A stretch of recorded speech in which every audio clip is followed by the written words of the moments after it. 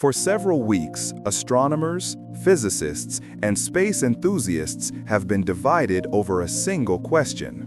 Was the object known as 3I Atlas merely an interstellar comet or something far more extraordinary, perhaps even an alien probe? Debates intensified, theories multiplied, and the anomalies observed only added to the tension. The discussion seemed to be heading toward a deadlock, until the James Webb Space Telescope revealed new data. At first, it was believed that these findings would finally settle the controversy. The explanation presented was elegant, coherent, scientific. Yet, as the details were examined, something didn't quite fit. The proposed answer solved part of the puzzle, but raised as many new questions as it answered. And when one looks closely at what is being defended, it becomes clear that there may be much more behind this story than the public has been led to believe. According to the official narrative, 3I Atlas is an interstellar comet with an unusually rare chemical composition, the result of billions of years of exposure to galactic cosmic rays. This natural processing would have altered its chemistry in predictable ways within the known laws of physics. It was, therefore, a simple and elegant explanation, the kind of solution science tends to favor, an exotic phenomenon explained by known mechanisms, only on a colossal timescale. But when one starts to examine the details of this hypothesis, things become more complex than they first appear. What first drew attention was a chemical feature almost impossible to reconcile with the normal behavior of comets. 3I Atlas shows a carbon dioxide to water ratio of 7.6 to 1. For comparison, comets in our solar system have an average ratio of only 0.12. In other words, Atlas contains about 63 times more CO2 relative to water than any typical comet. Statistically, this discrepancy is so extreme that it lies more than 4 standard deviations above the observed mean, a difference practically impossible to occur by chance. When these measurements were published, even the most cautious scientists could not immediately explain what they were seeing. Only later did a hypothesis emerge that would become the official explanation. The object had been profoundly altered by billions of years of cosmic ray bombardment as it traveled alone through interstellar space. The study supporting this idea was led by Roman Madiolo of the Royal Belgian Institute for Space Aeronomy. He and his team combined James Webb observations, data from the SpaceX mission, laboratory experiments, and radiation transport simulations. Their conclusion was straightforward. 3I Atlas was not a pristine remnant preserving untouched traces of its parent system, but rather an object deeply modified by radiation over cosmic ages. The interpretation is theoretically sound, well-grounded physics supported by real experiments. Yet, it also contains weaknesses that warrant careful scrutiny. Observations made by the NIRSPEC spectrograph aboard James Webb on August 6, 2025 were rigorous. When the object was 3.32 astronomical units from the Sun, detailed measurements showed exactly how its composition manifested. The explanation offered was that cosmic rays had converted carbon monoxide into carbon dioxide, forming a processed outer layer about 15 to 20 meters thick. This irradiated crust would account for the anomalous abundance of CO2. Indeed, laboratory experiments show that when water and CO ices are bombarded by energetic particles, CO2 is produced. The process is well documented. Yields vary with ice thickness, mixture ratio, particle energy, and temperature. The problem, however, is that in these experiments, CO is never completely consumed. Typically, chemical equilibrium stabilizes when the CO to C ratio reaches about 0.1, far from what is observed in 3I Atlas. Even under prolonged irradiation, CO tends to reappear as complex organic molecules break down. This means that if 3I Atlas had truly been processed by billions of years of cosmic exposure, its chemical ratios should be balanced, not display the absurd excess of CO2 we observe.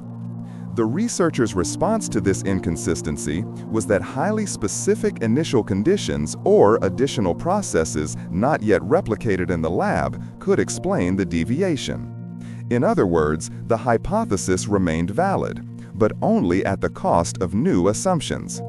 And this is where a chain of adjustments begins to accumulate, making the explanation increasingly convenient, yet less and less likely.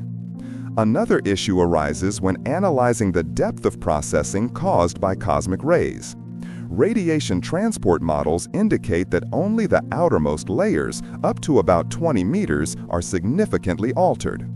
The deeper material should therefore remain nearly pristine, preserving its original composition.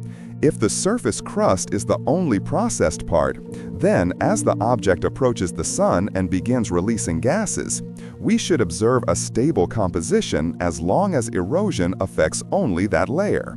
But once erosion exceeds 20 meters, the release of primitive material should radically change the observed ratios. That prediction is testable. Erosion calculations indicate that before perihelion, material loss was small, less than a meter, meaning still within the irradiated crust. However, as the object moves closer to the sun, the erosion rate increases and may eventually cut deeper than that processed layer. If that happens, measurable changes in gas chemistry should appear. If the proportions remain constant even after erosion reaches the interior, the irradiated crust hypothesis collapses.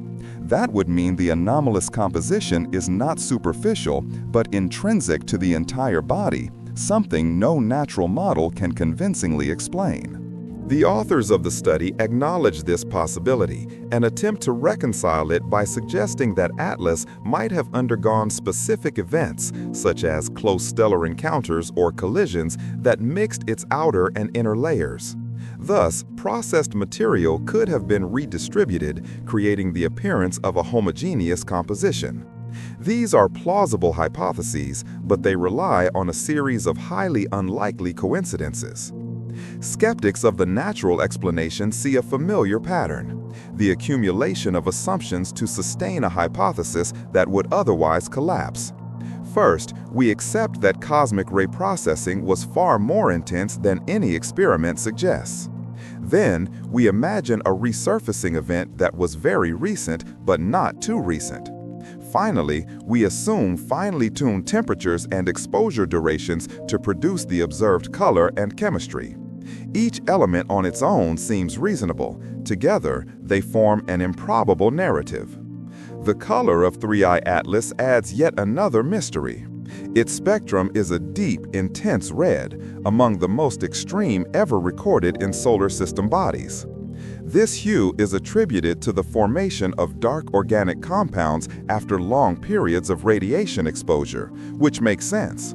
However, the degree of reddening in Atlas would require irradiation doses and conditions at the very upper limit of what models allow. Again, a possible but exceptional scenario. Moreover, it is known that color also depends on temperature during irradiation.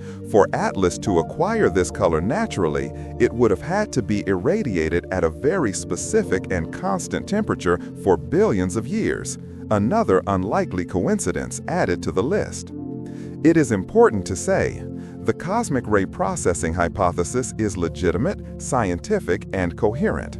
The problem is not its physical foundation, but the number of exceptions required for it to fully fit the data.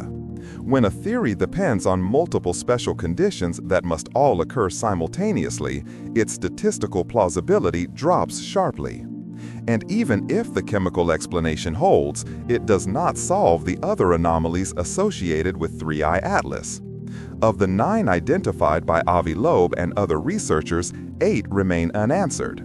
The near-perfect orbital alignment with the ecliptic plane, the anti-solar jet of ejection, its enormous mass compared to Oumuamua, the absence of iron in its metallic emissions, The bluish glow observed at perihelion, the atypical polarization pattern, and, perhaps most intriguingly, its directional coincidence with the mysterious WOW radio signal.